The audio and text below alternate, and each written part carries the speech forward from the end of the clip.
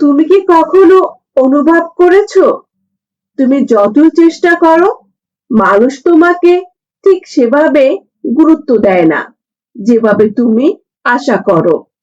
তুমি হয়তো ভালো, সাহায্য করো, কারো খারাপ চাও না, তবুও মানুষ তোমাকে ইগনোর করে, তোমার কথার দাম দেয় না। আর কিছু মানুষ আছে, তারা খুব বেশি কিছু না করেও সবার অ্যাটেনশন পায়, রেসপেক্ট পায়, ইনফ্লুয়েন্স রাখে। কিন্তু কেন? এই প্রশ্নের উত্তরই আজ তোমার জীবন বদলে দিতে পারে। কারণ সত্যিটা হলো, এই পৃথিবীতে মানুষ তোমাকে তোমার ভালোত্বের জন্য না, তোমার ভ্যালু এবং স্ট্রেংথের জন্য রেসপেক্ট করে। তুমি যতই ভালো হও, যদি তুমি উইক হও, মানুষ তোমাকে ব্যবহার করবে। কিন্তু তুমি যদি স্ট্রং হও, মানুষ তোমাকে হারানোর ভয় পাবে। এই শক্তি কোথা থেকে আসে? এটা আসে তোমার ভিতর থেকে, তোমার মাইন্ডসেট, তোমার ডিসিশন, তোমার ডিসিপ্লিন থেকে। একটা দৃশ্য কল্পনা করো, একটা অফিসে 10 জন মানুষ বসে আছে, সবাই আলোচনা করছে। হঠাৎ একজন চুপচাপ বসে আছে, কিন্তু সবাই মাঝে মধ্যে তার দিকে তাকাচ্ছে। কেউ কিছু বলার আগে ভাবছে সে কি বলবে। এই মানুষটা লাউডলি না, সে শো অফ করে না, কিন্তু তার একটা প্রেজেন্স আছে। এই প্রেজেন্স আসে না টাকা থেকে, না আসে লুকস থেকে। এই প্রেজেন্স আসে সেলফ রেসপেক্ট আর সেলফ কন্ট্রোল থেকে। আজ তুমি শিখবে কিভাবে তুমি এমন একজন হবে যার প্রেজেন্স নিজের পাওয়ার। একটা গল্প দিয়ে শুরু করি। সামির নামে একটা ছেলে ছিল। সে সব সময় অন্যদের খুশি রাখার চেষ্টা করত। বন্ধুরা যা বলতো সে তাই করত। পরিবার যা চাইতো সে তাই মানত।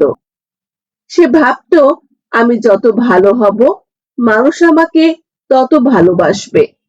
কিন্তু বাস্তবতা ছিল উল্টো। মানুষ তাকে ভালো না, বরং তাকে লাইটলি নিত।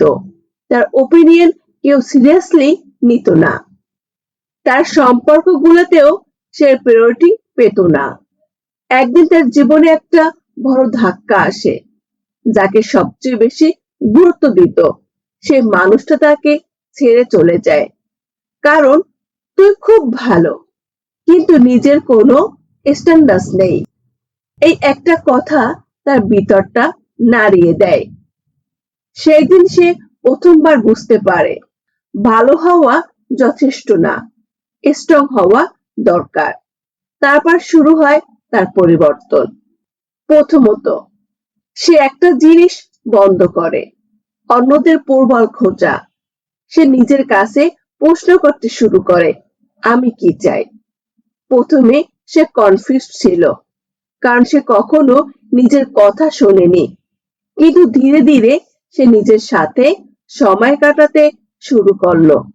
সে একা বসে ভাবতো, লিখতো, নিজের ভুলগুলো অ্যানালাইজ করত। সে বুঝতে পারলো তার সবচেয়ে বড় সমস্যা হলো যে সবসময় অন্যদের উপর ডিপেন্ড করে। সেই দিন সে একটা রুল বানালো, আমি নিজের সিদ্ধান্ত নিজে নেব, ভুল হলেও। প্রথম দিকে সবকিছু খারাপ গেল। সে ভুল করলো, লোকে হাসলো, অনেকে তাকে ক্রিটিসাইজ করলো। কিন্তু একটা জিনিস ধীরে ধীরে বদলাতে শুরু করলো। সে আর ভেঙে পড়ছিল না, কারণ এবার সে নিজের পাশে ছিল। সে নিজের স্কিল ডেভেলপ করতে শুরু করলো। সে নতুন কিছু শিখলো, নিজের কাজের উপর ফোকাস করলো। সে বুঝতে পারলো, ভ্যালু তৈরি না করলে রেসপেক্ট আসে না।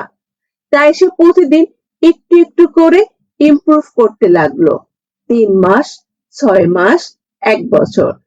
একদিন সে খেয়াল করলো, মানুষ তার সাথে আগের মতো বিহেভ করছে না।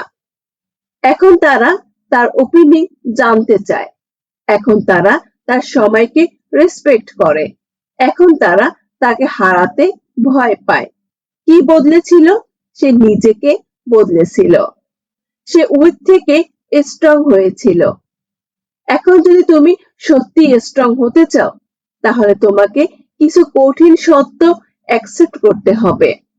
প্রথম সত্যি, কেউ তোমাকে বাঁচাতে আসবে না।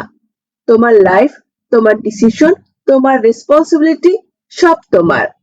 দ্বিতীয় সত্য, কমফোর্ট জোন তোমাকে ধ্বংস করে। তুমি যত বেশি কমফোর্টেবল থাকবে, তত বেশি অ্যাভারেজ হয়ে যাবে। তৃতীয় সত্য, রেসপেক্ট অন করতে হয়। তুমি চাইলে কেউ তোমাকে রেসপেক্ট দেবে না। তোমাকে এমন হতে হবে যাতে মানুষ দিতে বাধ্য হয়। এখন প্র্যাকটিক্যাল স্টেপ। প্রথম, নিজের ডিসিশন মাসল বিল্ড করো। ডিসিশন নেওয়া একটা স্কিল। তুমি যত প্র্যাকটিস করবে তত স্ট্রং হবে। ছোট ডিসিশন দিয়ে শুরু করো।